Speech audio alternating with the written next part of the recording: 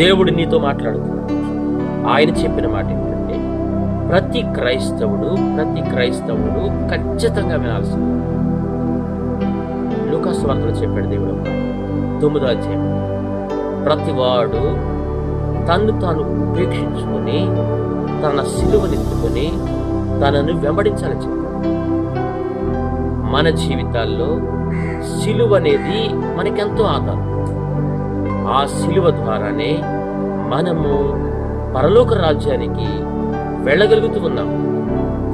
ఆ సిలువే మన జీవితాలకు ముక్తిని ప్రసాదిస్తుంది. యేసయ్య ఆ సిలువలో కార్చినటువంటి రక్తం ద్వారా నీకు నాకు మనందరికీ కూడా పాప విమోచన కలిగింది. ఆ సిలువే మనకు అది ఎంతో శక్తినిస్తుంది. అందుకని సిలువను గూర్చిన వార్త శక్తివంతమైంది.